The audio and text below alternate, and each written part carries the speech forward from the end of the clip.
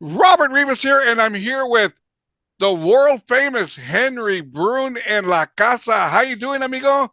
Brother, hanging. Cool.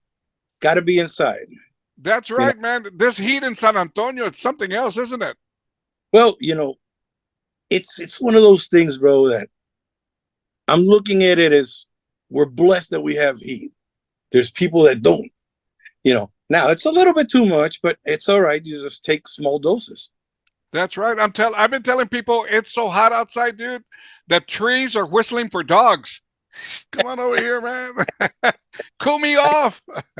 I wanted to get, I wanted to get hot enough that I want to fry an egg on the hood of my. Then I know it's hot. Then you know it's hot. That's Yeah. right.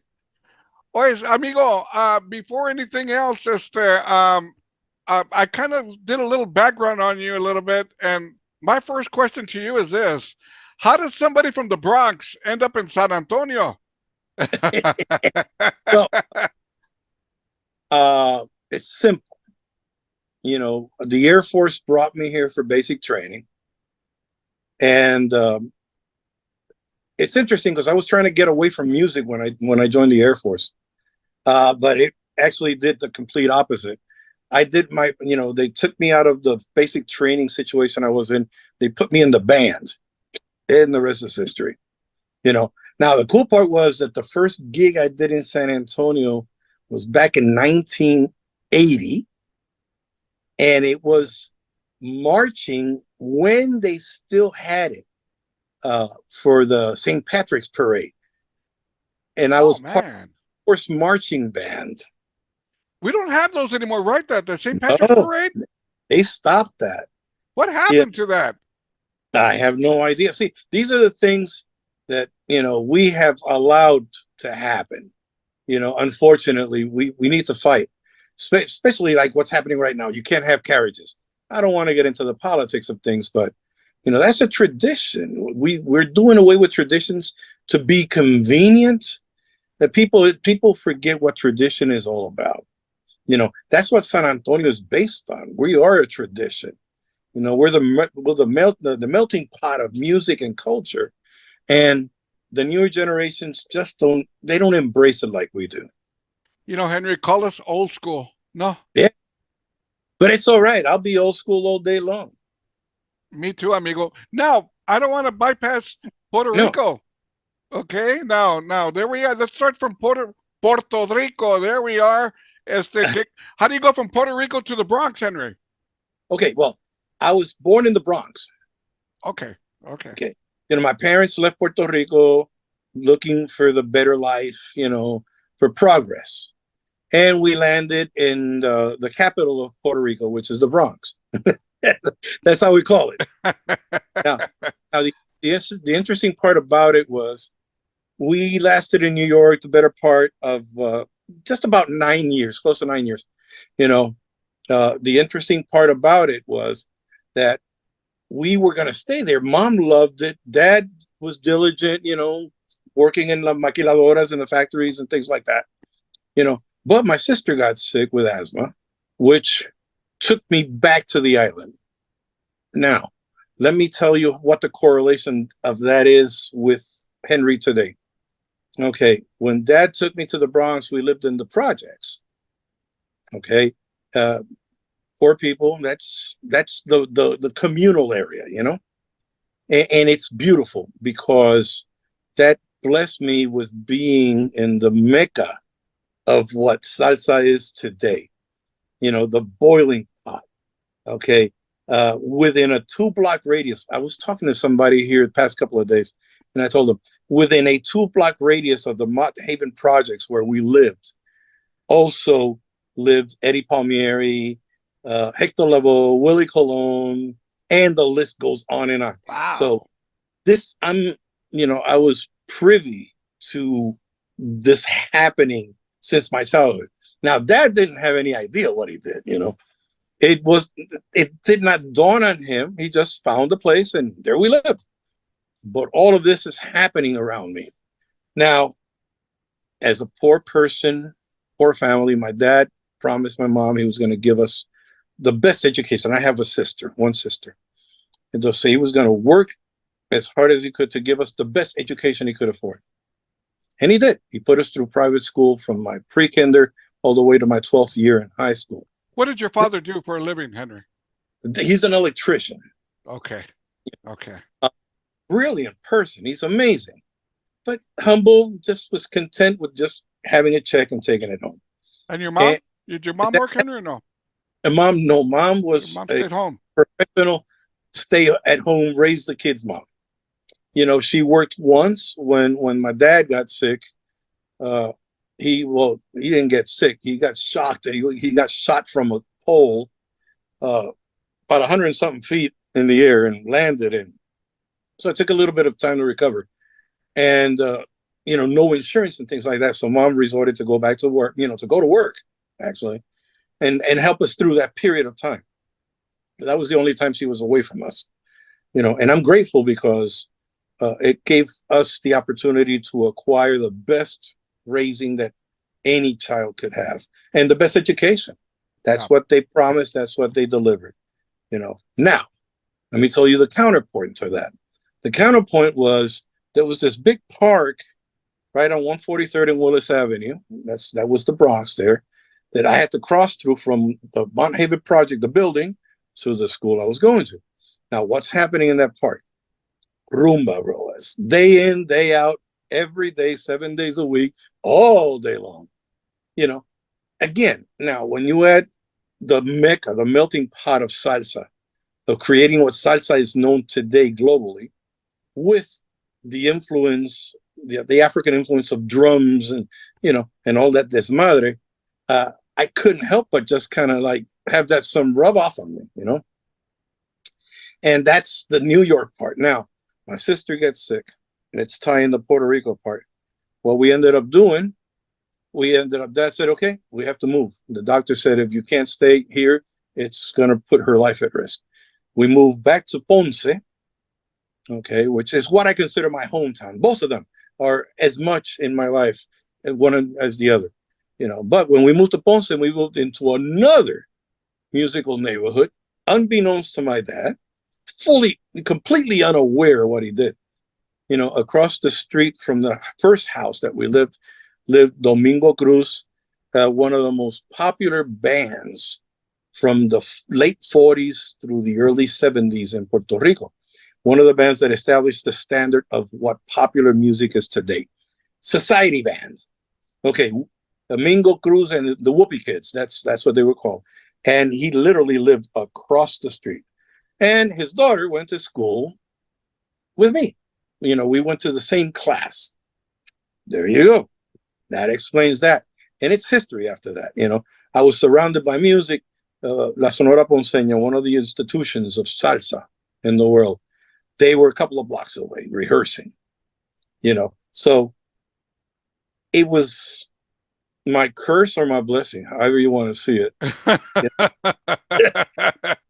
Now, I noticed, Henry, that you started playing congas professionally at 11. At 11, correct. I went professionally. Semi-pro. I was playing with the pro bands. I went full pro at 14. So at 11, I was getting my feet wet playing with adults. So I basically went from being a toddler to being a grown-up, which justifies why I'm so goofy sometimes, And so good with me. Of course, there's no better teaching of music than the street, because the street will teach you what popular music is all about. Now, I learned that first, and then I gravitated towards the formal part shortly thereafter. So I joined the Escuela Libre de Música, and that's where I started my formal studies. And then it really was all, it was all history, because I was one of the very first percussionists that could actually sight read music. So that opened up a lot of doors. Next thing you know, as a 14-year-old, I'm on stage, and the youngest one on stage at that point was in the mid-20s, and I went basically, I skipped the whole local regional thing. I played with one regional band and then went national. And of course, if you're into salsa, a big bulk of the national bands are from Puerto Rico, or international bands at this point, So that's basically where it is. So how old were you when you got to San Antonio? When y'all came to San Antonio, how old were you? I moved here in 88, 1988. I was 28 years old. Ah, okay. Okay, now I was living in North Carolina. I was in the Air Force still, and I intentionally wanted to move back because when I was here originally in 1980, 8 years later, well, 8 years earlier, I just fell in love with the city. You know, the experience of playing my first gig in San Antonio on March 17th of whatever the date was. We can actually today just scroll on your phone and find out exactly what day it was. But there was the St. Patrick's Parade. And the picture that was taken of me, I have one picture. I got to see if I can find that. That picture was in front of the Alamo. Oh wow. Coincidentally, I was in front of the Alamo, so I was sold. And then the first, again, I'm a big sports fan, huge basketball fan, and at that time, you remember the dynasties back then. There was the Celtics The and the Lakers. Lakers, Celtics. Yeah. So I saw the Spurs get beaten to pulp. And I say beaten to pulp because we lost the game, but the impact was amazing. When you're basic training, they give you one day off for you to come into town, and we've seen them. We see a lot of the recruits hanging around one day. No PDA, so that means you can be walking next to your wife and you can't touch her. You can't, you can look, and that's about it. Look like little GI Joes, the Riverwalk. I opted to go to a basketball game instead of going to the Riverwalk. And I saw the Spurs and the Lakers play. And when I saw Jabbar and James Worthy and Silk, who actually came back to join us, I said, like, this is it. This is it. So that's where I was completely sold and became a huge NBA fan. So coming back, of course, you're puro San Antonio if you have a Spurs jersey or you have something that's got to do with the Spurs. Now you're real, bro. Imports don't go that far. The real deal is I got a whole wardrobe. When I'm outside of my working clothes, meaning suits and stuff like that, when I'm playing, it's all Spurs. Boys, Henry, where were you stationed at here in San Antonio? Here, I started off in Lackland. Okay. By my assignment, I had the opportunity to move back in San Antonio in '88, and I was stationed at Randolph. Wow. I had cross-trained from my original career field because I wanted to get away from music for personal reasons. I wanted to save a marriage, which actually fell apart 6 months later after I had signed in. Now, the interesting part is they pushed me back into music, and I stayed. I didn't give up, but I still had a career field. I was in electronics and aviation. I was a digital flight simulator specialist. So I was trained to deal with ones and zeros that make the simulators do all the things that the plane didn't do in real life. And I got, it was great. I moved up the ranks and did what I had to do, but I cross-trained into management engineering and then got my degree. So I'm a management engineer in real life, if that matters. Of course it does. Boys, Henry, I was going to bring something up before we move forward. You mentioned something, and I've heard this from several contractors that I know that are electricians, and I've heard you're not an electrician if you don't get electrocuted once or twice. Oh yeah, no, that's a fact. That you're not one until you feel it. You feel what you're dealing with, right? No, my dad, my dad wanted to teach me the trade, and I hated it. But this was the trade. He would, when I was young, we had moved to Puerto Rico. I wanted to play, and his thing was listening to música de tríos. Los Tres Reyes, which I had the privilege and honor to have played with them for several years.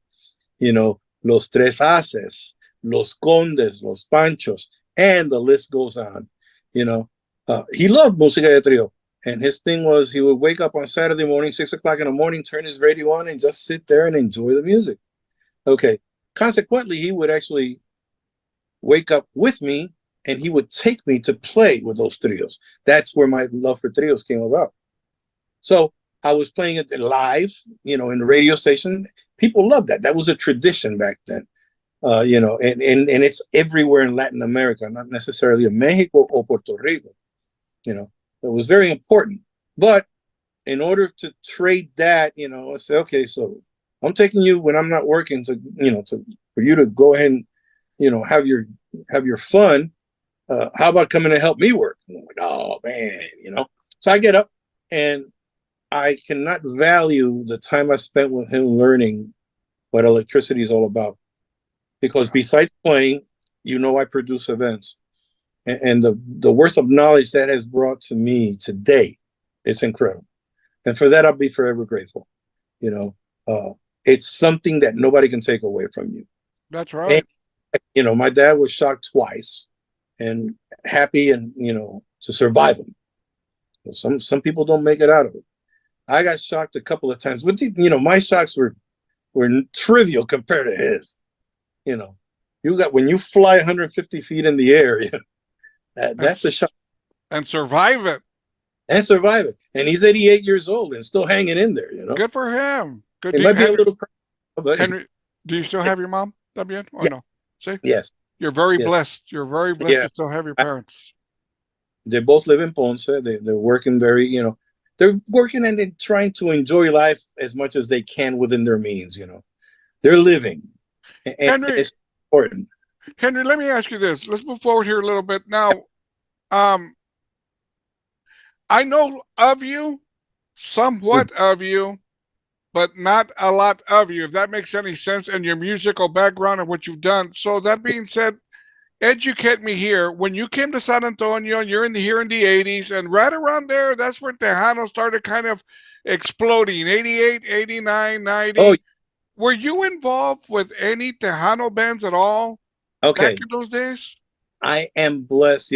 There was a period of time from 88 through 96, which is considered the golden era, part of the golden era of Tejano. The funny part about it was I started recording immediately, and I'll tell you how that connection came about, but I would turn on, 107.5 Tejano 107. KCN. There you go. Johnny Ramirez. No names. Let's leave names. There were a lot of great DJs. Remember Nieto? He tied me in with a lot of different aspects of the music here. Who was Nieto tied in with? Nieto, man.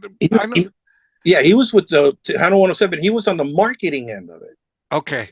And when he heard the background that I had and had been a pro already and had recordings under my belt, said, I got to get you into this, onda. And that's how it all happened. And for a period of time, the fun part was to turn, 107.5 on. And in 1 hour, out of the 11 songs they played, I had recorded 8 of them. So, yes. In the recording studio. You're saying in the recording studio? Right now, I have covered 899 recordings that I'm on. Close to 500 of them are Tejano. I've recorded with people, from Little Joe, Ruben Ramos, and just go down the gamut. Ram, Jay, Stephanie Lynn, remember her? Stephanie. Henry, that's very impressive. Now, was all these recordings maybe at the Gibby studio or different studios? There was an assortment of studios because, Leak, Chris had already started his Tejas studios. So, there were recordings being done with Keith Harder over there, who is an incredible, musician as well. And so between Keith and Chris Leak, Tejas Records, and Gibby and Zaz, the old Joey Studios. Joey Studio. And then I was cutting up in San Marcos, with Ruben up in Fire Station. Fire Station is where I cut with the Texas Tornadoes. I recorded with the Texas Tornadoes. Were you ever on stage with some of these bands when they would perform, or you were just going to the recording studios? No, I started off recording with them. Next thing you know, I'm picking up, okay, well, let's have you, why don't you join us for the record release? The next thing you know, I'm jumping on and touring. Now, completely from the touring until now. I'm currently with Maz. I'm playing with Joe Lopez. That's right. You see, we'll get to that after a while. Yeah, We'll get to yeah. that. But the first Tejano gig I played was the second weekend I was in San Antonio. Okay, and it was a La Villita, and I sat in with Little Joe, and that's where our friendship started. And I'll tell you how I got the first Grammy. It was through Little Joe. But the interesting part is when I moved here, I was in North Carolina, and I talked to a friend of mine. We used to play a lot. We toured a lot in that area, and we were playing with some Greek groups. This really weird time signatures, and it's a trip to play that kind of music. This guy was an amazing drummer, and I told him, "Hey man, I'm going to be moving to San Antonio," and I says, "I got you. When you get there, here's 2 phone numbers." And the first phone number was George Prado, who I consider like my godfather when it came to music in San Antonio. The second was Cecil Carter, a trumpet player, black trumpet player that played with the 5th Army Band, but he was playing with the actual Army Band and the Latin Army Band, which was Corazon, which is being led by Bobby Chavez, the son of the late Roberto Chavez and his orchestra. The big band, society band. So I called George. George says, I got you covered. Here's a number. Call this. Let me call him first and let you know. And the guy I called was Luis Minjares. Now, to most people don't know who this guy is. Luis Minjares, to me, one of the true authorities in music in San Antonio at that time. He had moved here. He was from San Antonio, moved to Mexico City. Now, while he was living in Mexico City, he happened to connect with 2 critical bands. Again, going back to my roots in salsa and everything. The 2 critical bands were Mariano Merceron. I don't know if you ever heard that name. No. Mariano Merceron is this black Cuban dude who had moved from Havana into Mexico City and brought the whole danzón tradition. He's one of the founders of the real danzón. And you mentioned Mariano Merceron in Mexico, and people just go crazy over him. Okay. Now, the second band that this individual was tied in with was Damaso Pérez Prado. Okay. Now, Luis Minjares was the staff arranger for both of those groups. Okay. So the friendship between Luis and I became very deep because it sparked a curiosity in me. I remember here again, tying in the whole New York scene with everything else and how it came about with Mexico. During the 50s, early to mid 50s, everybody's heard this term, the Mambo Kings, which is overstated and overused. Okay. Now, the battle of who was the Mambo King in New York City was left to 3 bands. Those 3 bands were Tito Puente, Tito Rodriguez, an incredible singer, and the Afro-Cubans, Machito, okay. Mario Bauza. Okay, Mario Bauza and the Afro-Cubans. So these guys were the ones competing for the title of the Mambo King.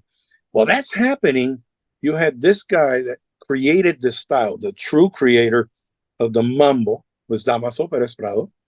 Pérez Prado created this stuff in Havana. And when he started playing it over there, they're going like, nah, man, you don't jive with us. Our thing is son. And this is how it needs to be. And if you can't play by our standards, you don't need to be playing here. Okay. So Damaso Pérez Prado packed his bags and he moved to Mexico City. And Mariano Merceron was over there already.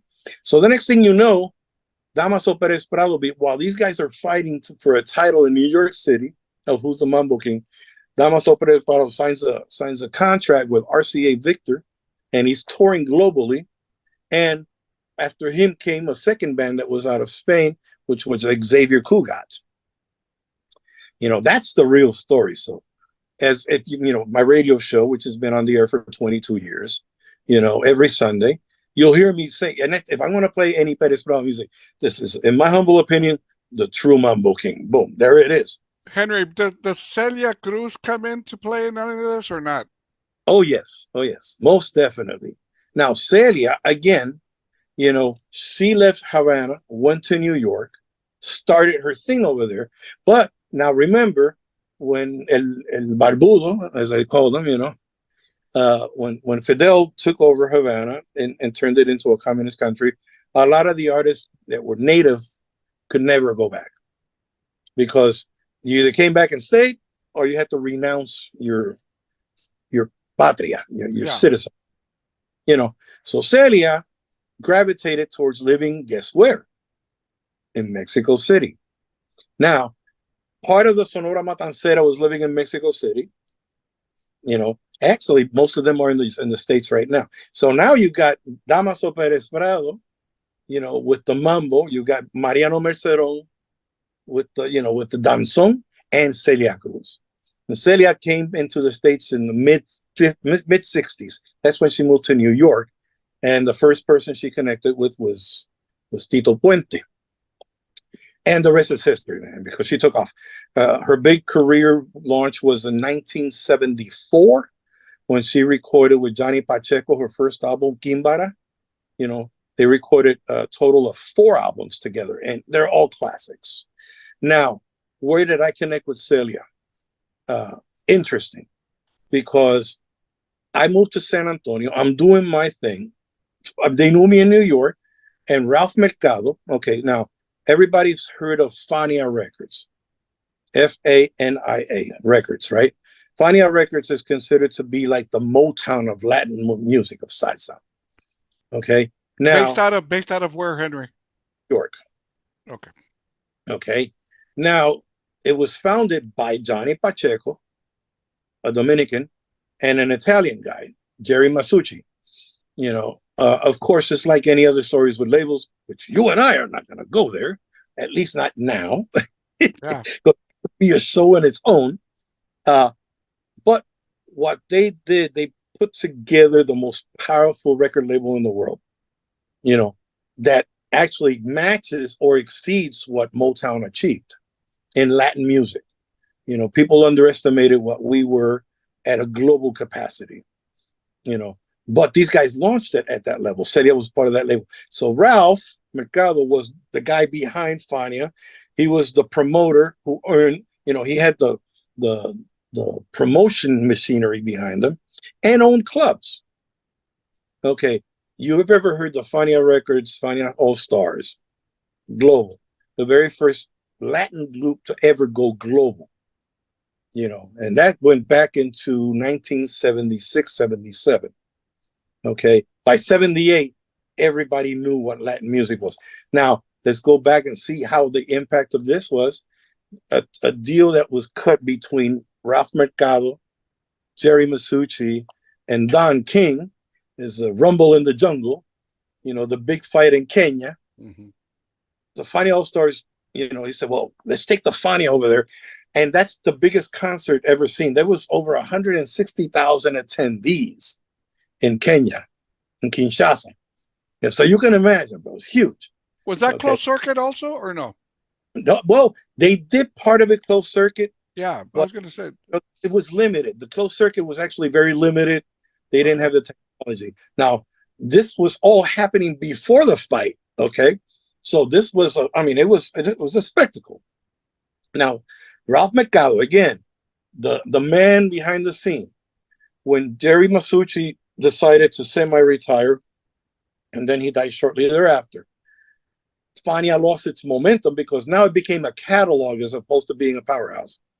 So Ralph picked up the reins and launched RMM Records, Ralph Mercado Management, the company that owned all the artists.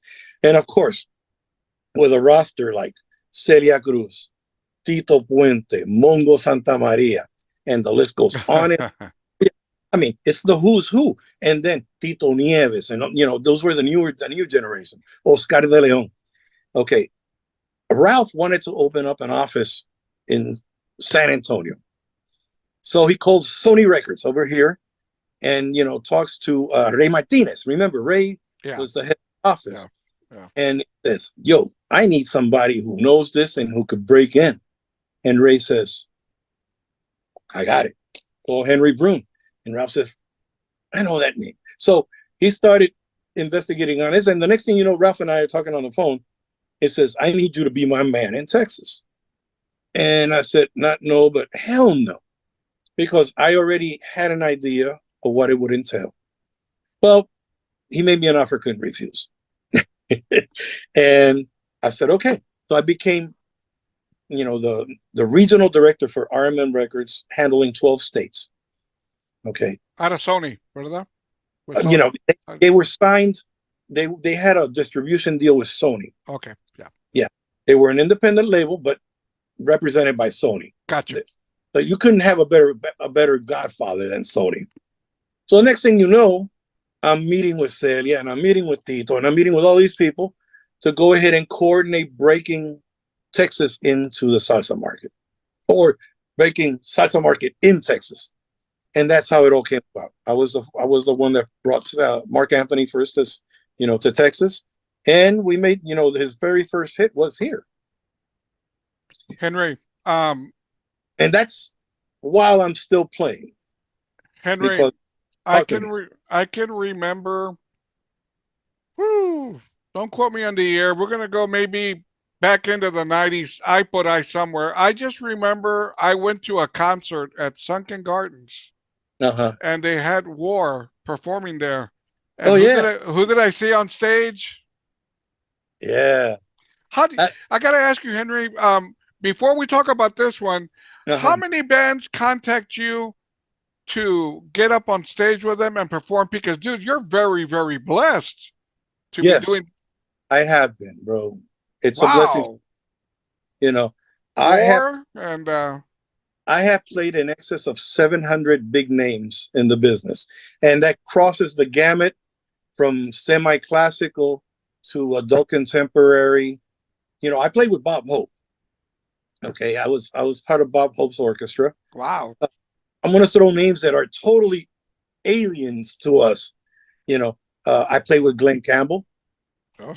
I played with Felicia Rashad. Phyllis Diller.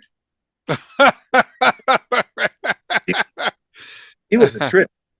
Lucille Ball. I had the blessing and the privilege to work next to her. Barbara Mandrell.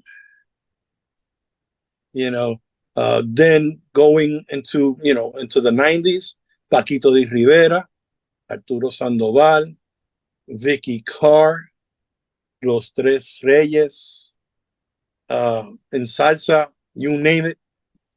I worked with Dizzy Gillespie. I worked with Donna Summer. I worked with Barry White. Wow. I brought friend Zap. I was the marshmallow on the chocolate cake, and it was the sweet one. I played with Billy Preston, with Sarita, Ashford and Simpson, Malo.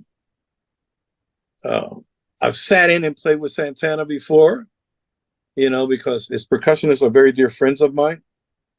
My God, it's a blessing, bro. It's impressive. It's very, very impressive. What your resume and what you've done, and we're not only talking about one genre of music.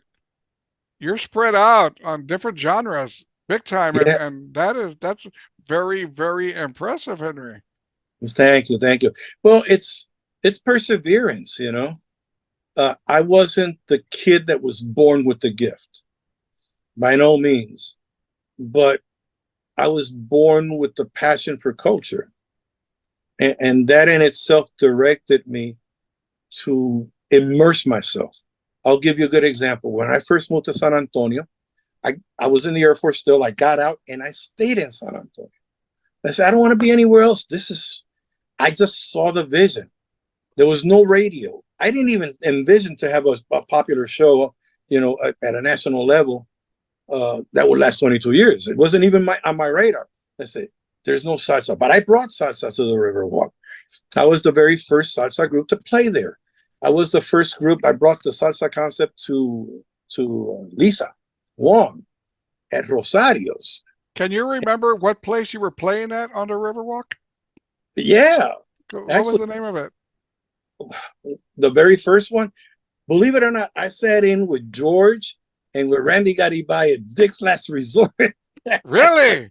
Yeah. Wow. Was there was a place called Club Bawanadik on the Riverwalk. Do you Yes. remember that? Yes, I remember that. Did you play there or no? No, No. I didn't do that. You Okay. know, the thing is that period of time I concentrated very much on conjunto and tejano.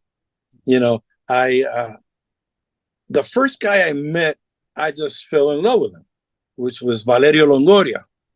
You know, and Valerio and I were crazy, man. We buy a 12-pack of beer, and I'll bring out a conga, and he'll bring out his accordion, and we recorded together.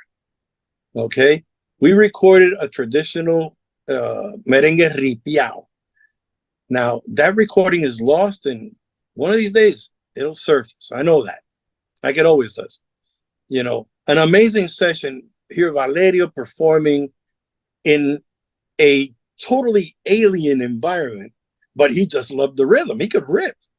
Yeah. You know, he was an amazing player. So then I became, you know, when I needed a job, before I, you know, when I was a full-time musician, starving one at that point. I was poor, and like George Prado told me the other day, I still have most of it, you know. You know, once you're poor, you're always poor. But I was lucky. Again, it's a blessing. I had the opportunity to find this gig and ask them for a job. And it was at the Guadalupe Cultural Arts Center. Okay. When the Guadalupe Cultural Arts Center was the premier Latino arts organization in the United States. Okay. The late 80s, early 90s, they were it. And the model used today for a lot of the successful organizations is because of them. Okay. So my mentor, Juan Tejeda, you know, when it comes to conjunto, bro, stop. Buy the encyclopedia, because that's what he's going to give you. So again, the same situation happened. And, you know, I don't know what you want to call it.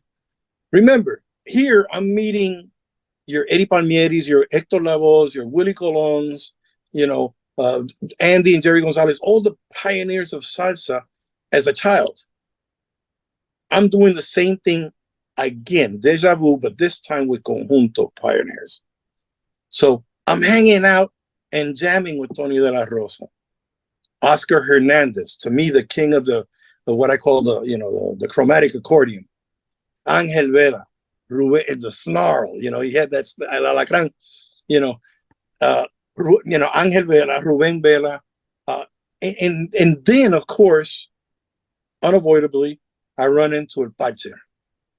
Okay, Steve Jordan, the Jimi Hendrix of the accordion. Now, the thing about Steve was the Guadalupe was behind him 100% in helping him get the recognition that he deserved, hands down.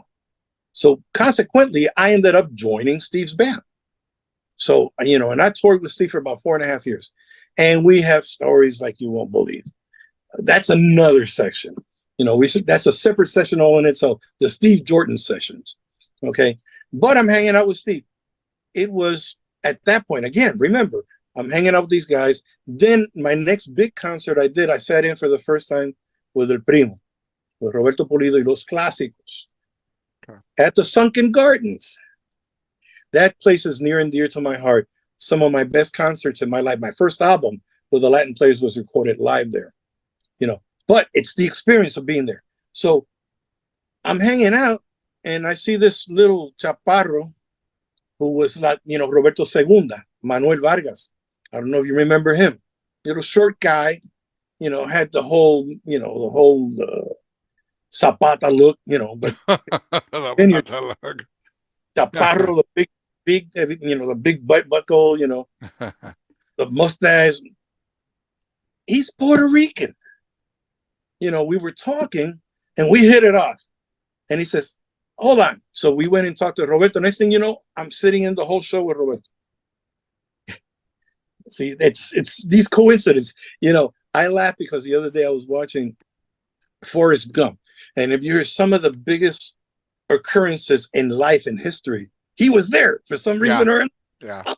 Yeah. You know, uh, and I can relate to that. That's why every time I see that movie, I'm laughing the whole time because things happen. Why? Only God knows. You know, Henry, were you ever a part of the TTMA? I was part.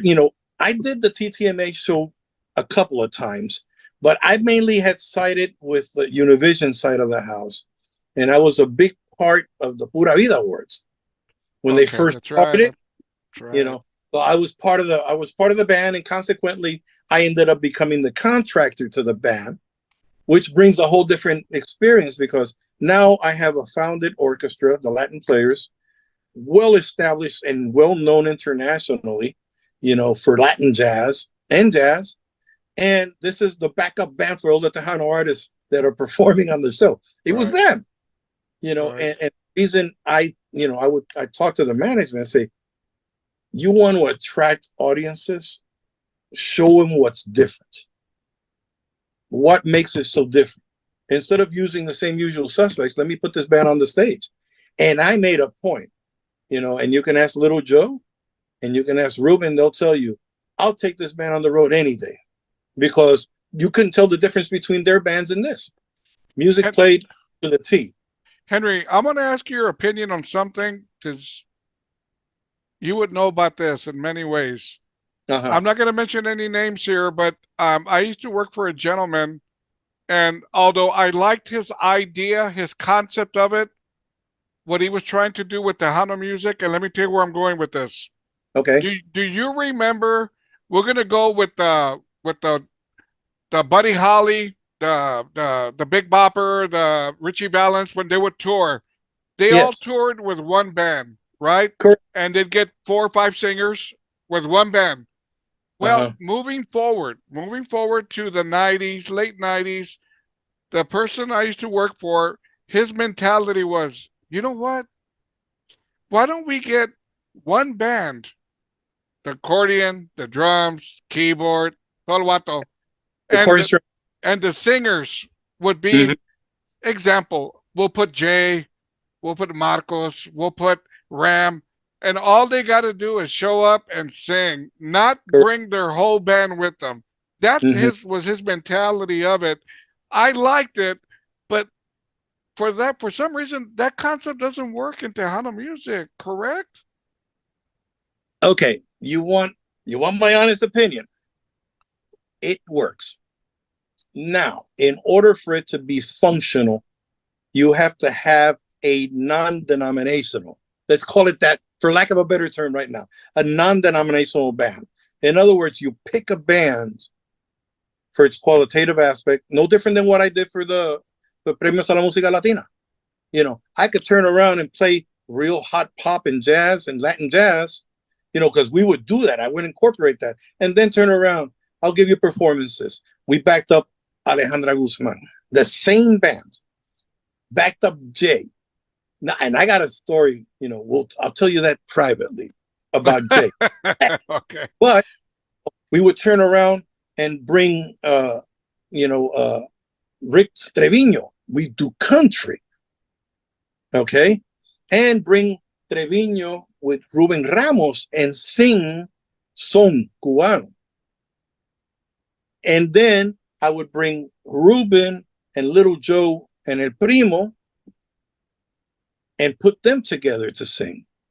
The collaborations, the reason it worked is because none of the musicians that were playing were influenced by none of the bands. Yeah. That's Yeah. what I mean by a Right. non-denominational band.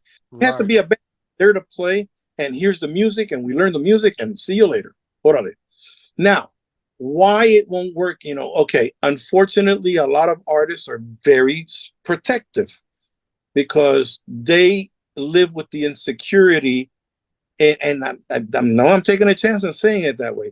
They live with the insecurity that they would not sound the same unless it's their guys playing, But and but that's Hen, but not true. Henry, yes, you're right in what you're saying. But let me say this: um, they may not sound as good, but on the other side, they may sound better.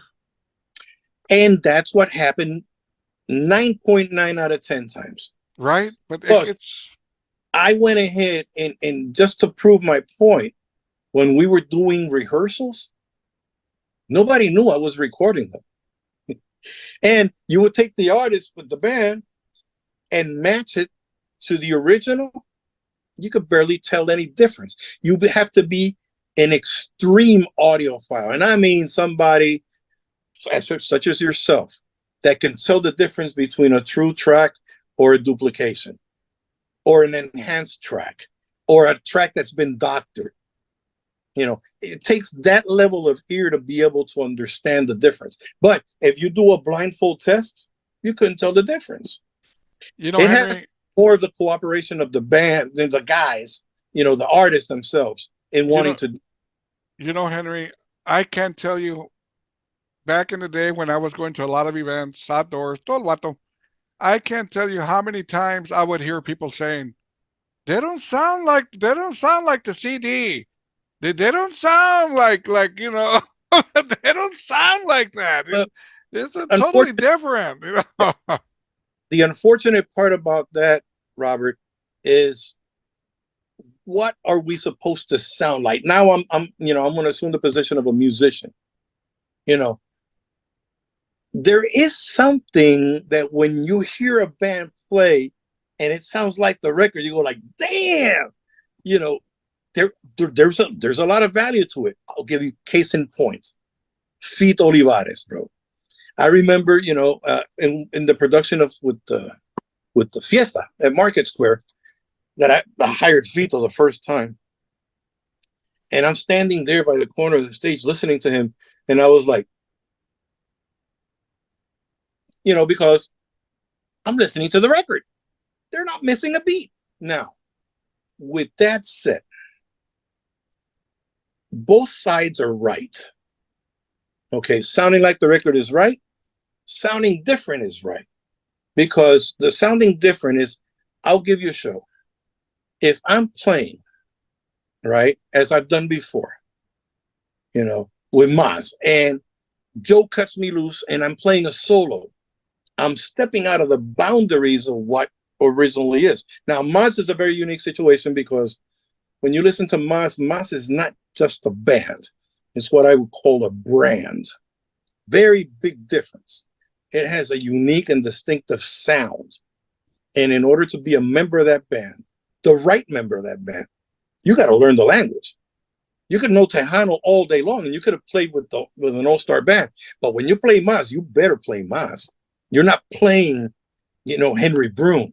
I'm playing Maz. Now, once I dominate the idiom, once I dominate the language, then I'll have my room to have fun. But it has to be within the parameters. That's the difference. Okay. Now, take it to a normal band. For example, I sat in with Ram during Fiesta this time, right? And I've recorded a gazillion albums with Ram, all the big and all that. I'm there. Okay. Remember, because that's what I was doing during the late 80s, early 90s, all the golden era of Tejano. I'm in 8 out of every 10 albums that were out. Okay, so Ram just went ahead and they pulled that material out, and I'm having a blast. Con el mismo amor, the cumbia, that big percussive break, I did that. The same thing, with the bachata rosa. So playing that live, the energy of the band is going to take it to a whole different level. And that is right. Okay, it's a matter of choice. It's, people say, oh, it doesn't sound like the record. No, it sounds 10 times better because you're hearing the guys playing it for real. Pero también, Henry, the recording and we're just going for, I'm not talking about every band, but we're just saying the recording and when the people are on the bands on stage, they're different band members. The ones that recorded exactly and the ones that are on stage, it's not, you're not getting the same guys that were in the recording studio. You're getting most definitely the band over here. This is one thing about Tejano, and it's happened with every, it happens in salsa more often than not. In Tejano, it happens all the time. The band playing the music live is not the band that recorded the album. Right. And it's not because the band is any less, it's because of the efficiency of the time that needs in the studio. We get in, I remember Judy being in the studio once with me. I was cutting some tracks for Keith Harder, and she saw the exchange of of payment, and asked, wow, that's actually a pretty healthy check. And he That's funny. words, I'm not paying him for what he played, because I went in there, I listened to what I needed to do. In 20 minutes, I was done. And Keith said, I'm not paying him for what he played. I'm paying him for what he knows. Because he comes in here and could do the project that I have here in 20 minutes and see you later. That's why. And a lot of the core band understand that. And they take offense with not being recorded. Now, that's right. Let's throw some chisme out there, okay? Everything, no names. This story I'm going to tell you is strictly fictional. Sure. Okay. Okay. Often enough, you have bands going into studios and record. And then they finish 9:30, 10 o'clock at night. They go home. They're there for a week and a half, whatever. Then the engineer takes a break, comes back at midnight, and you have these mysterious individuals sneaking into the studio and they do all, They call me Mr. Clean. I clean up, Get everything. And come back in the morning and go like, wow, man, we did. It's hilarious, man. These mystery guys show up. The mysterious guy, bald-headed, with a white mouth. Pantyhose around their face and nobody recognizes them. Yeah. You don't show credits. There's a certain amount of insincerity in it. Hey, but that's just the nature of the business. Because the day you got to deliver a product that's going to sell because of the investment of the company on that particular person. How did you tie in with Mas? I know Mas. Now we're talking about Joe Lopez directly. Joe Lopez, Jimmy, God rest his soul, passed away. Joe Lopez is now taking care of business with Mas. I got to ask you, how did you tie in with Joe Lopez and Mas? Okay, I'll tell you, it was an interesting story. I get a phone call from one of the studios without revealing many details, because these are what you call non-disclosure agreements. Sure. So I get a call, and I do this more often than not. Okay, I got an NDA on the books. And I say, all right, give me a date and time, and I show up. And before you even move in and see the unveiling, it's like that TV show, The Masked Singer. Have you seen that one? Yeah. Okay, so you don't know who anybody is? Oh, hey. And it was Joe. Now, I've been recording with Joe since the separation from Jimmy. So I recorded several albums with him. All right. So he told me, this is what I got. Here it is. I loved it. Knocked it out. And I get a phone call the next day. It was Joe. I say, hey, man, so what do you think of, going on the road again? We're like, oh, man, Well, again, made me an offer I couldn't refuse, and here I am. How long have you been with him, Henry? Right now, going 3.5 years. Really? You were there from when he got out and started doing his own thing? Yeah. Because I saw you in a couple of videos, and I go, Henry didn't tell me he was with G. Why didn't he tell me this? But really, that's when I noticed it. And I said, wow, Henry Brun's with Joe Lopez. And again, to me, it's been a learning experience, because every gig I do is a learning experience.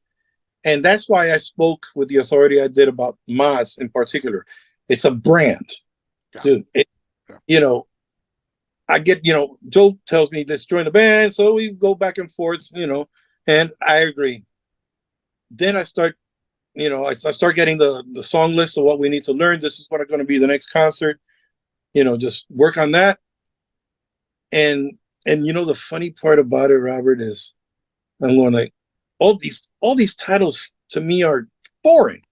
I don't recognize any of them. That's all right. I'm a studio guy. Okay. I go in, knock it out. And now I'm a little bit more organized. Now I request the name of the artist, and maybe the name of the song, maybe. But then at least the artists, I keep the documentation for records, my sake, but I got all these titles, and I'm going like, okay, well then, it's easy today because we didn't have this back in the 90s. YouTube it, boom, and I'm hearing the song. Oh, that him, and then is that him, bro? When I finally became aware of his catalog, I'm going like, holy moly! Yeah, that's when my respect for him totally changed. I'm going, and then I started studying him like I do with all the other artists. Now I'm being the audiophile. Now I'm being the record buff. Now I'm being the musicologist. And people totally underestimate what some of the Tejano acts have done.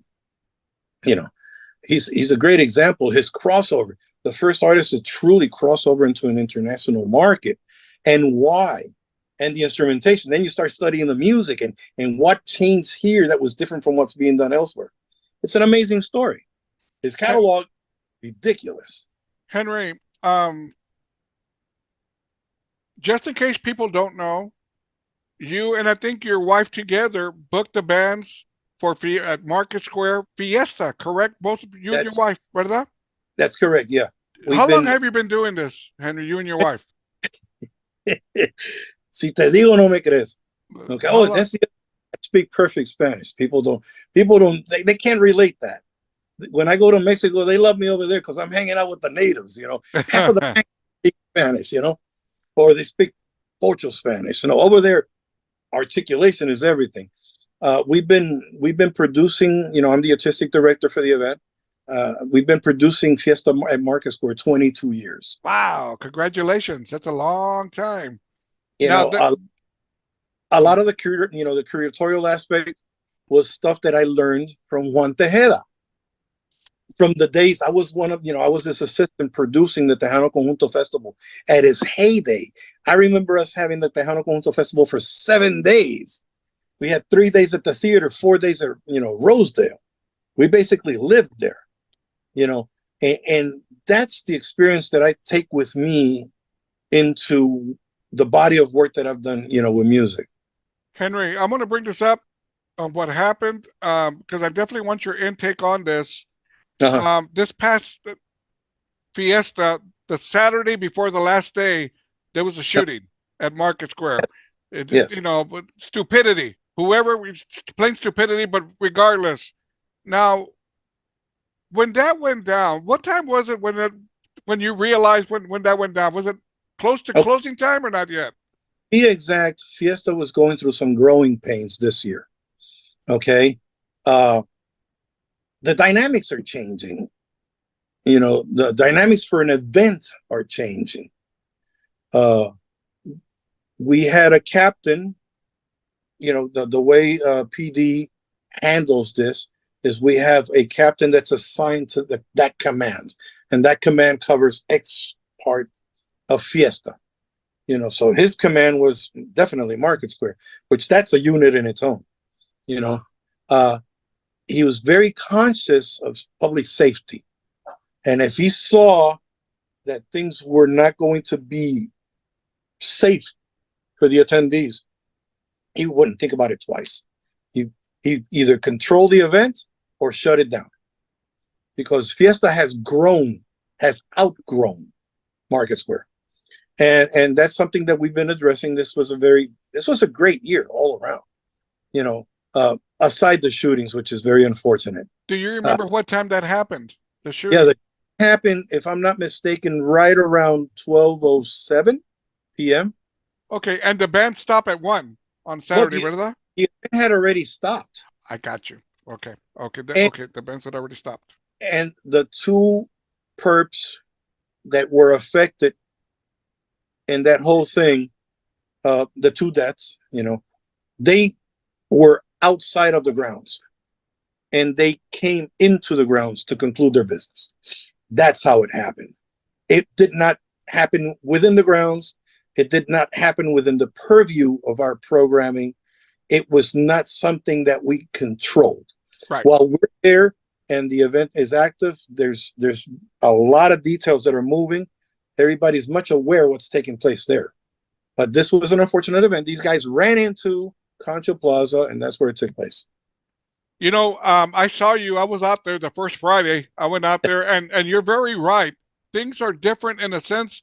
I like a lot of what they changed, but one thing that I noticed, maybe because the lighting wasn't working, No, but a lot of stuff seemed dark out there, Henry. On San Saba, it was yeah. very dark.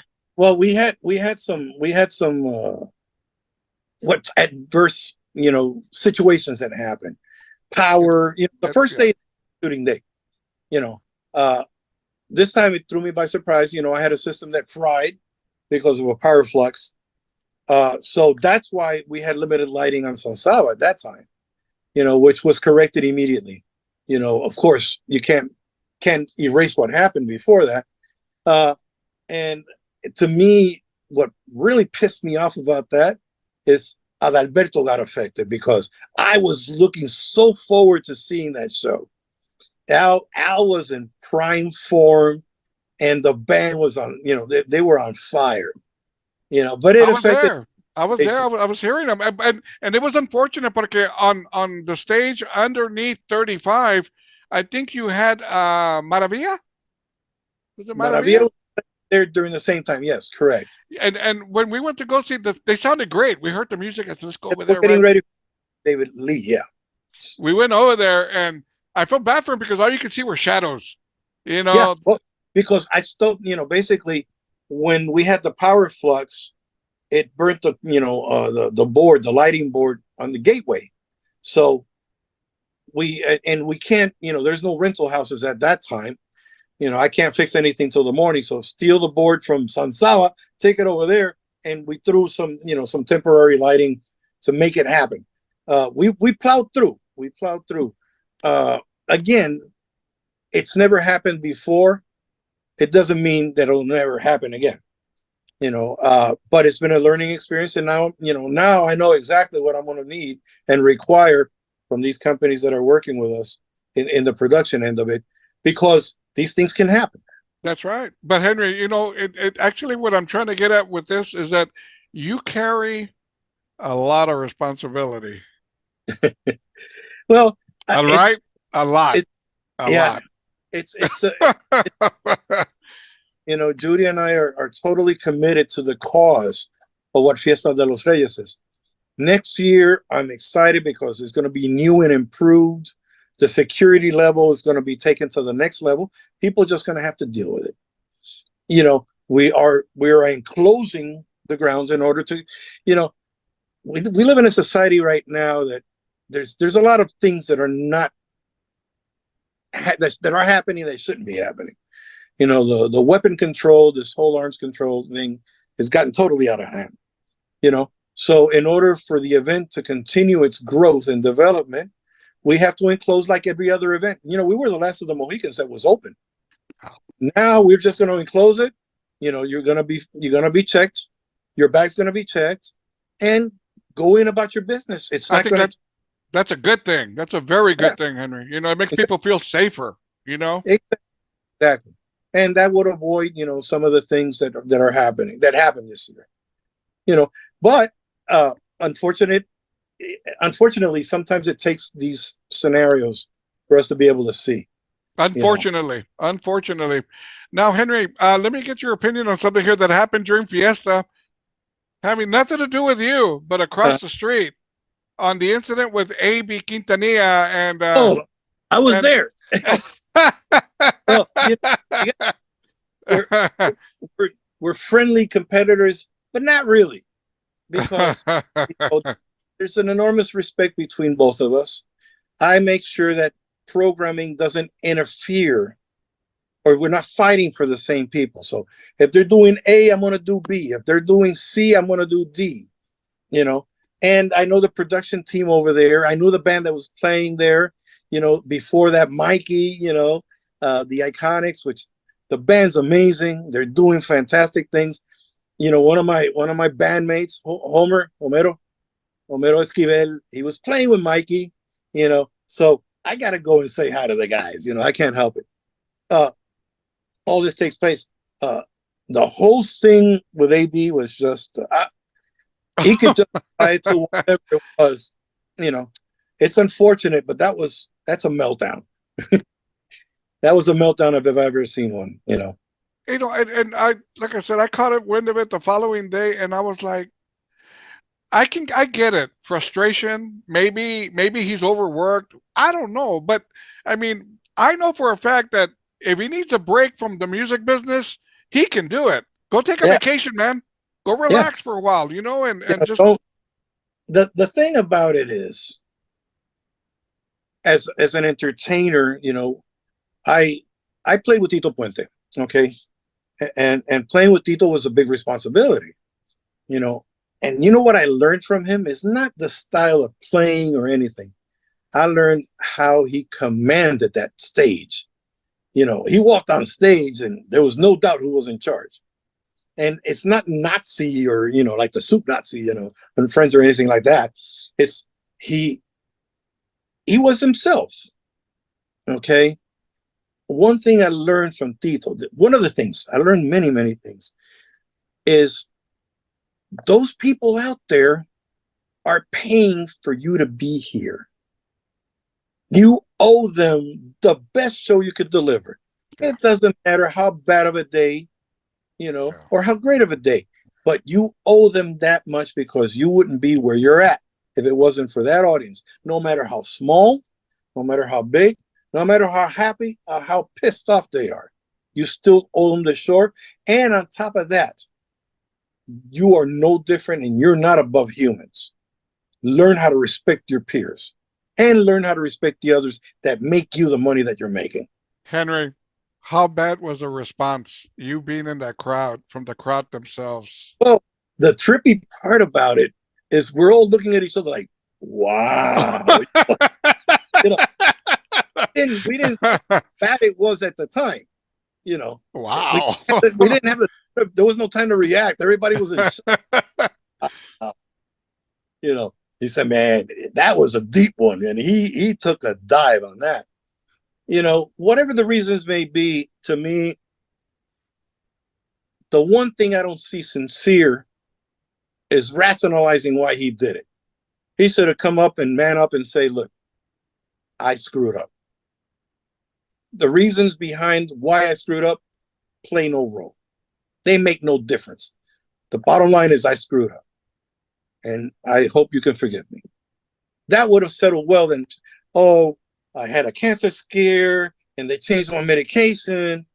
No, come on, come on. He commands a pretty coin. Man up to it. One thing that he shouldn't have done, okay, he went and put a apologetic video, but as soon as he put it up, he took it down. Like if he was hiding something, well, why put it up if you're gonna take it down? Well, it's just a proof of his lack of sincerity. That's all. You That's a know, good way of putting it. That's a very good Yeah, way of putting it. if you're not sincere, you're not going to be able to handle anything that's being thrown at you. And now, of course, what he fails to realize is we are the capital of Tejano. We have some of the most loyal fans Tejano music has ever had, and we're forgiving up to a certain point, except for this one. My God, the miles are still rolling, and there's still more to hear about it. I You know, I th- I think Henry that for me though, what bothered me, if anything, it's a lot of kids out there, man. A lot of kids, and he was laying the f bombs left and right, left and right, left and right, he man. lost And total respect for everybody out there. yeah, He was demeaning to them. He was talking down at the audience. You know, uh, it's time for him to suffer the repercussions of it. That's all I it, have to say. Because I, we are held at a higher standard than everybody else as an artist. Don't take for granted that because you're on stage, you're entitled. Okay. All of our artists, all of the leaders that are up there fronting a band should be held to a much higher standard than most. And the bottom line is you owe that respect to the people that work so hard, that save for so many months to be able to spend a couple of bucks to come and see their favorite artists. hard work money, Exactly. hard These work people work money, six man. days a week, 6 days a week. no sleep, no rest, and they save up money so they can come up to Fiesta and bring their family and have a blast. That's why I commit to to the Fiesta de los Reyes. And And now then, I it doesn't bother me, the level of pressure, it or is a is lot of Henry, pressure. or is Henry going and paying your hard-earned money? You go in there with the kids, you got your beer, you got your snow cones and everything, and then they start pounding on you, man. The same Yeah, artist you went to go see goes you on know, you and said, if, "Wow." if you and I seen the reaction of it, one thing I've learned, on April 13th of this year, I was so blessed to have celebrated 50 years playing professional, 50. Wow! Congratulations. Thank you. And I was, I couldn't have celebrated better. I was touring with Americana artist Lisa Morales, and we were filming a PBS show. So we did a live concert and film for PBS to, air soon.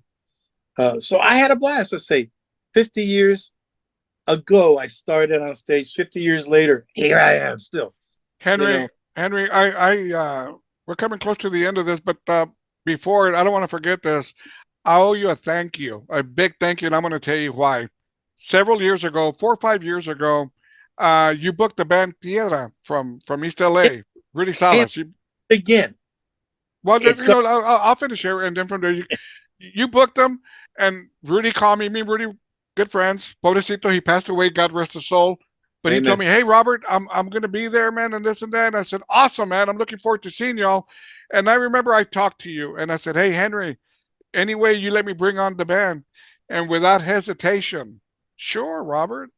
And I appreciate that because that made a world of difference in my memories with Well, not only the band but Rudy Salas. but think about it this way.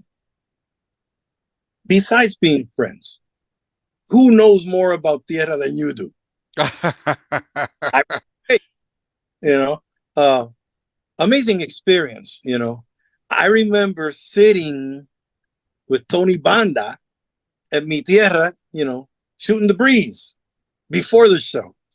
You know, I have this affinity with a lot of the LA musicians in multi genres.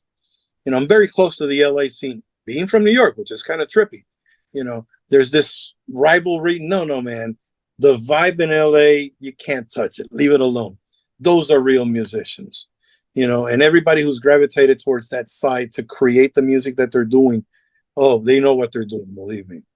You know, uh, we're now, I don't want to let the cat out of the bag, but here in the next couple of months, you and I are going to be talking because Tierra is going to be coming back. That legacy show's got to be presented right. And to me, 2025 is the perfect year for that.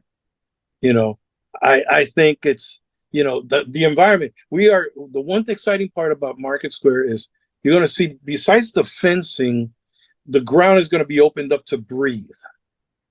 So you'll be able to flow and relax. We started with that this year. We just still got a couple of more steps to The take. open part, right? The open part, right? Exactly. That was awesome. I noticed that right away, dude. That was awesome. Take a break from the crowd and you go out there Exactly. and yeah. So we're going to be doing some shifting around, and you know, uh, unfortunately, my one of my principal stages, Gateway, we lost basically 50% of that land back there because the city saw it, in its infinite wisdom, with a collaboration with UTSA to develop it, a park. And so we have ping pong tables and a basketball. Now, short of me starting a 3-on-3 Tejano shootout, meaning with basketballs, Ah, you know, we have to kind of find a way to adjust to the loss of that territory there, because that land, that's real estate. Again, when the grounds are growing smaller by the day, you need to find ways to make it breathe. Oye, But oye, oye, Henry. Um, I gotta tell you, man. I one morning I checking out my phone, my Facebook, and I see one of your posts where you're with a couple of the band members from Herb Albert, and I go, "What the? How does Henry do it? How does this man do it? He's everywhere." Because we had seen well, Herb Albert the night before. I'm sure you were there too, right? that was an I I started listening to Herb Alpert's music in 1963. Okay. And the Tijuana Brass, I got all of their music. Actually, I got Albert's whole, I got the whole catalog because I just love what he's done musically speaking and how he reinvents himself. Tiki is a very dear friend of mine, his drummer. Tiki and I go back years. He just finished, he was playing with Arturo Sandoval and he quit Arturo Sandoval to go and play with Herb Alpert. And I had to go and tell him to his face, dude, you couldn't have made the best call. This is it. Because I put Albert in a whole category of his own. Have you ever met him? Have you ever met Herb Alpert? No. No. But because we didn't get to connect on time. They were flying in. They got in right around 3, and I would have been able to go to the sound check, but I had other things to do. And Tiki and I didn't really connect until maybe they finished with the sound check right around 5ish. And this is funny. Well, it really wasn't funny at the time, but so Tiki said, "Hey, man, let me put you on the guest list." Now, as a touring artist, playing with the big leagues, the reserved seats for the touring artists are no slouch. You're orchestra center, you're within a few rows. But I had obtained a couple of tickets for Judy and I through other means. Actually, I could tell you, there's nothing wrong with it. So KRTU, we'll put you on the guest list. And I got tickets on the nosebleed up there.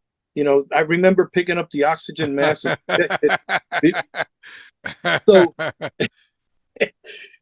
I'm telling myself when I'm up there, say, well, maybe I should have taken Tiki up on the offer. So we didn't get to connect. But I hadn't connected at the end and hung out, had a blast, man. And the whole band is amazing. That was awesome, man. Did Herb Alpert stay overnight, or he left as soon as he was done? Yeah. They stayed overnight. They left the following day because they were playing in Austin the following day. That show, I love his music, but that show, I get it. The man's, what is he, 80 something, 88, 89? He's up there. He's up there. And he was Moses. Yeah, he was cutting some of it, but I get it. How much can you get out of a man at his age? You know what I mean? Especially playing the trumpet. But now think about it this way. Okay, this is how I see him as an artist, being an artist. He's the epitome of cool. He just blows one note and he made his statement. His music is about that. His music is not like an Arturo Sandoval, who has to prove to the world that he can play the highest note that makes the glass up in heaven break. He doesn't have to do that. He's Herb Alpert. Okay? He's done what, many have dreamt only of doing. He was packing stadiums, bro, before the Beatles were packing stadiums. Is he as easygoing as they make him out to be? That is a fact. So I'm looking mellow, man, bro. I really look forward. Well, I'll keep you posted so you can come and hang. He's going to be back. He's going to be back sooner than later. And his wife, Nombre. Oh my God. I mean, what a voice, man. Woof. Remember Lonnie Hall at all? Lonnie Hall was with Sergio Mendes. Sergio Mendes, yeah. It's I forgot what was the joke of the band that they brought him that he should have signed that they never signed that made a big hit. I forgot the name. Remember, he was joking about that. They had presented this band for him to sign it to his new label, A&M Records. And he didn't like the band. They didn't like the music. And he turned them down, and then they ended up being, it's a legendary band nowadays. Okay. So really, the first act that A&M Records said... I know who you're talking about. I know who you're talking about. They didn't like him. They said, "Nobody, give it up," right? Yeah. Yeah, that was Herb. He's the one who said that. He said, "I don't think so." Because he had already a vision of what direction he wanted that label to go. And rightfully so, because today there's very few labels that can pair up to the reputation and the legacy of A&M Records. Very few. There is I don't know if you're familiar with Peacock TV. Are you familiar Yeah. with Peacock TV? Yes. They've got some really nice documentaries, and one that they have is the Herb Albert documentary. If you've never seen it, it is phenomenal. I'm, It covers everything. It's awesome. It really, really is. he's just an amazing human being all the way around. And as an artist, bro, all the visuals that were being used at the concert were his. The paintings that were being reflected on the LED wall, Yeah, he's an those are artist. his. He's an artist Yeah. también. Henry, let's talk about your radio show before we close out here. I want you to let your fans know and everybody know what you got going on Sundays, even more so, but it doesn't contradict with my show. That's at 7 p.m., so we're good to go. Now, No, but really, let's talk about your show on Sundays. that show basically back in 2002, Aaron Prado, who was the program director for KRTU, Dr. Aaron Prado today, he's George Prado's kid. To me, Okay. he's the kid. He was the he was the program director at that time, and they wanted to get engaged again.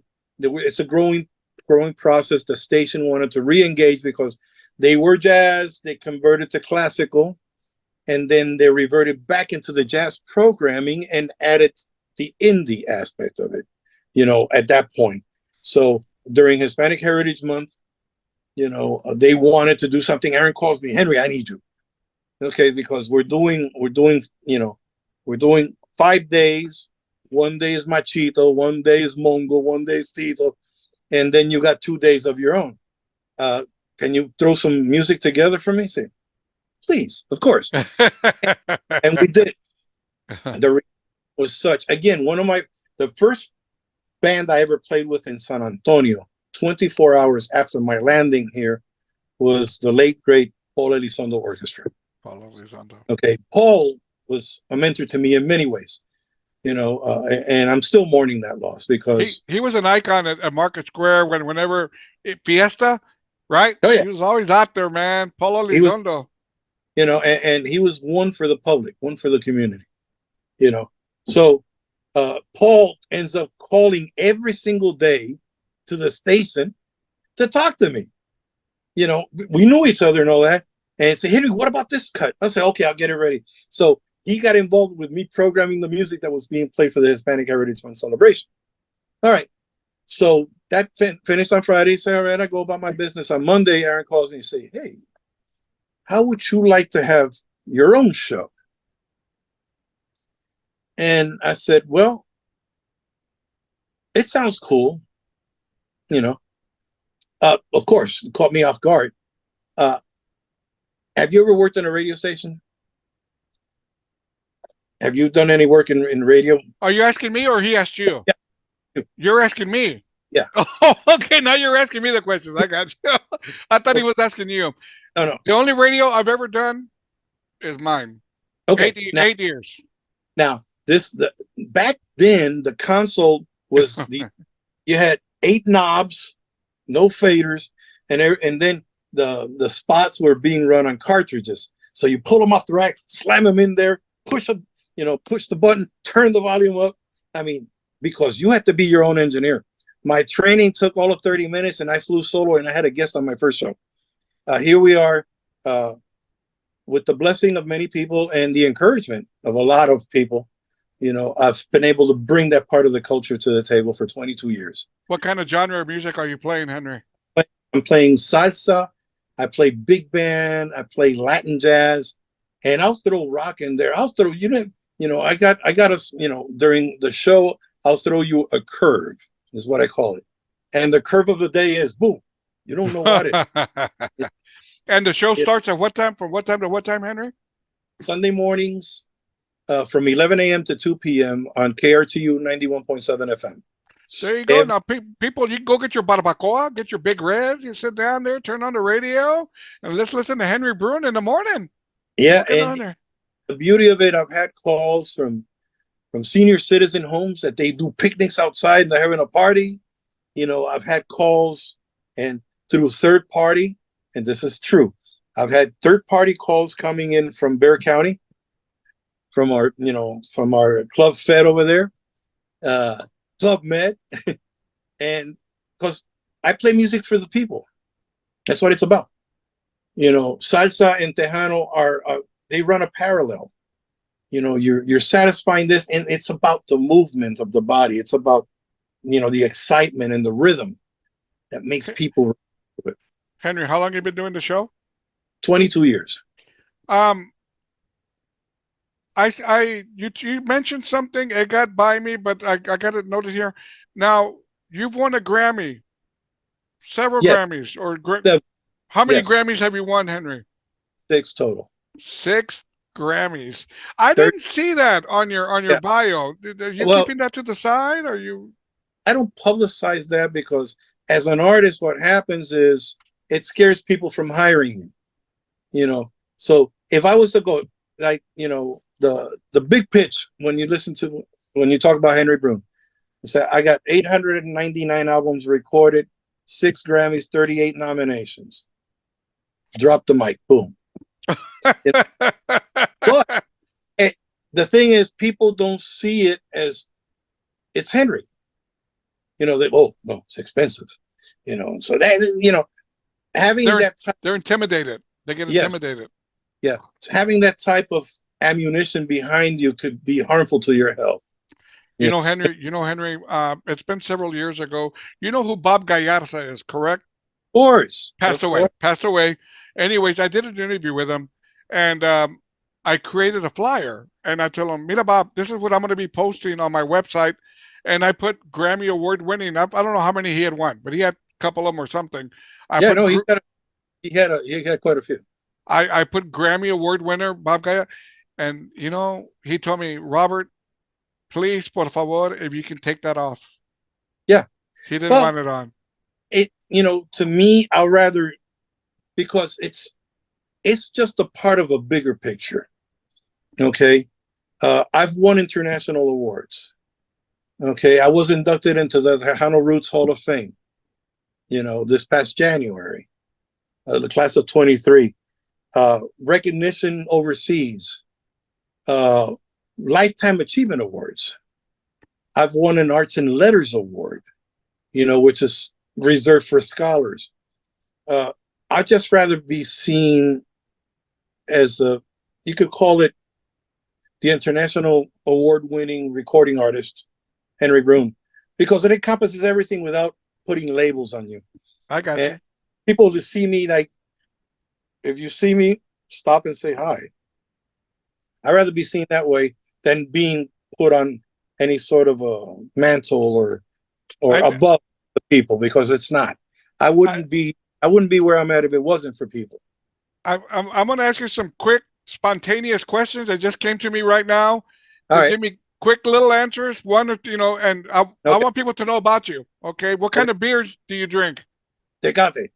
Okay. What's your favorite liquor? Oh, favorite liquor? Vodka. Okay. Hold on. It depends. Okay. Vodka tequila. That makes sense. Okay. What is your favorite music movie? Oh, wow. There's too many of them because we'll go with soundtrack. What do you think? What movie do you think had the best soundtrack ever? The Godfather. Really? Yeah. Wow. That's amazing. Amazing. You got to listen to the passion behind it and how it ties the whole story together, because that's what a real soundtrack is about. There's a movie. There's a soundtrack called Too Much. This was recorded by Michel Camilo on piano. It has Antonio Banderas and Meg Ryan and Hannah. I forgot her Hannah. And yeah, Meg Ryan, Hannah, whatever her last name is. An amazing soundtrack. I mean, it's killer because the intrigue. Remember, music is there to trigger emotions, and when you feel that off the music, and you're into the plot, man, that's a winner. I'm gonna give you a tough. I'm gonna give you. No, you're good. I'm gonna give you a tough one here. All right. We're going Tejano. Okay. What are the 4 people that you put on Mount Rushmore? Tejano? Well, Isidro López del Indio, number 1. Okay. Well, if I say Joe, you say whoever you want. Say whoever you want. Who are you for? You need to be up there. Okay. Little Joe. Little Joe, did I miss one? You got three. Yeah, and then Ruben, because these are the pioneers, man. They are the ones that carried the roots to the world. I had about 6 months ago. I did a top 100 Tejano songs of all time. I did a show, the top 100, and mind you, that's tough. But I That did a was you took a I lot of heat. I did a top 100. I'm gonna see if you can guess what my number one song was. Tejano song of all time. My number one. So let's give you one guess, and I'll tell you. Oh, wow, not Las Nubes. That's it. You know, that's an That's anthem. it. That's That's an it. Look at you that. know, That's it. there is no other song that represents Tejano more than that song. Right? I mean, that's it. That's what I picked. Number one was Las Nubes. It's because everybody recognizes it. It's an anthem. That song has transcended the song level and has become an identity. It's gonna live forever, Exactly. forever and ever. Henry, any last words for your fans, for your people out there, for your listeners? Anything you want to say? Thank you. Thank you. Because if it wasn't for them, I wouldn't be doing what I'm doing today. They've, my audience, my fans, my admirers, they've laid the groundwork for me to be able to continue doing what I love to do. I'm very blessed. And if I had to reinvent the wheel again and do this all over, I would start with Tejano first before salsa. I honestly. That's impressive right there. Wow. I have a very strong affinity with the music. It is. Because, I'm part of the history of the songs that, I want to see that 100 list. I see how many songs I am. And I've been blessed on my list. You said on my list?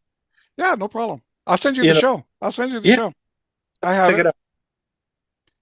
It's important that what you do as a legacy is not about you. It's about what it leaves for the culture to continue with. How it expands from there. How do you perpetuate what we're so passionate about? And that's what I've learned about Tejano. I'll tell you a little sidebar here. One of my coolest experiences, which was short-lived, but it was a blast. I don't know, you might, I know you remember, back in the mid-90s, one of the few times that I've actually gone active and been on the road was with Adrián y Destino. Yeah. This guy climbed the charts. I mean, he was the complete package. And I remember this one show I did. This is the highlight of it. We're recording the New Year's Eve gig for Telemundo in Pleasure Island in Orlando. Okay. Carlos Ponce, you name it, Gloria, everybody was there. Now, what they didn't know is we're filming this show in September. And it was going to air on New Year's Eve that year. So I'm over there hanging out, and I told Monico, the drummer at the time, Monico, let's go and check out the rest of the guys. These guys were busy doing whatever. They wanted to play stars. I just was, I love production. I love how it moves, and that's how you learn. So we're checking it out. And then, somebody comes up, hey, we need some musicians. So what do you mean? Carlos Ponce needs a band right now. So, okay, so I got up and played drums, and I played congas and percussion, and Monico got up and played drums. We went, I don't know for how many artists we did it that night.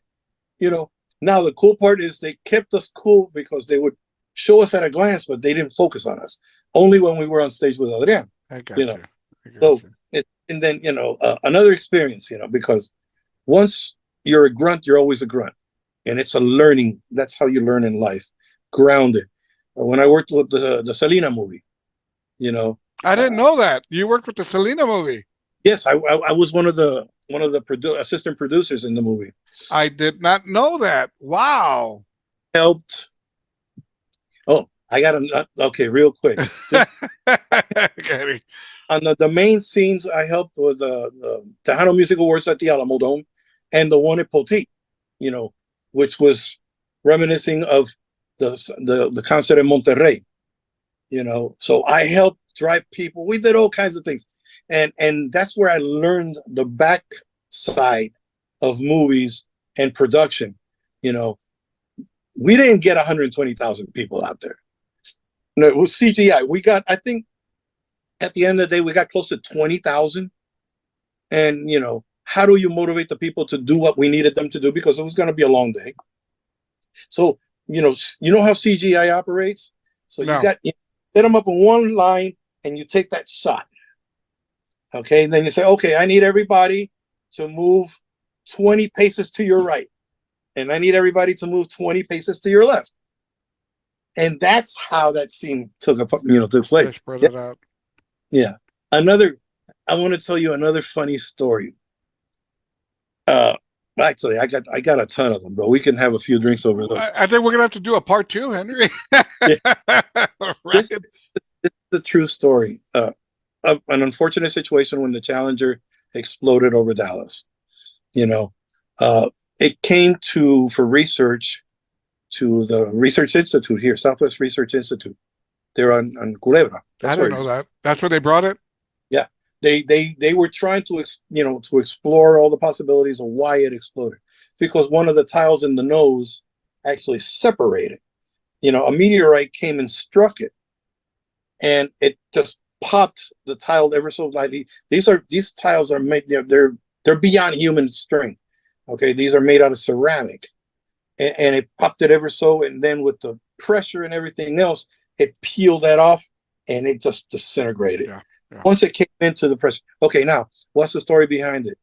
I was working production with World Audio, and I get a phone call from Southwest Institute. Hey, we need to get somebody out here to come and help us. They didn't tell me what it was. I guess one of those NDAs, a non-disclosure agreement. So I'm going out there. Now it's okay because it's public. So I'm going over there, and they tell me, okay, these are the scientists that are studying this. This is a simulated. We're having a problem. We can't take the pictures that we want. They got this little. They gave me this box to hold. It was a $500,000 camera. It looked like just a gray box with one hole. All right. So they're showing me. So we can't take. There's the picture's not even. So I sat down and started thinking, and I say, let's try this. And I created I said, we're going to try this type of lighting and all that. I gave them the answer to how to be able to photograph all the images that they needed. And I'm explaining this to scientists that, Nobel Prize winners and all that. And I'm just an average guy. I'm the musician. But I'm the one that gave them the answer. Yeah. I was part of that research team. That is simply crazy, dude. Henry, thank you so very, very much for joining me. We should have done this a long time ago, and even more so, like I said, I know of you. We've met several times, but we've never had a conversation / interview like this here. And like what you're saying, we're gonna have to get together for a taco or something, man, and talk a little bit more, man. Open. I got to tell you the story with Vice President Gore. Remember that one? Henry Brun, thank you for joining me. No, I'm humbled that you even wanted to talk about my story. I just love what I do, bro. I'm about the people. Thank you for the opportunity, honestly. Gracias, amigo. Gracias a ti.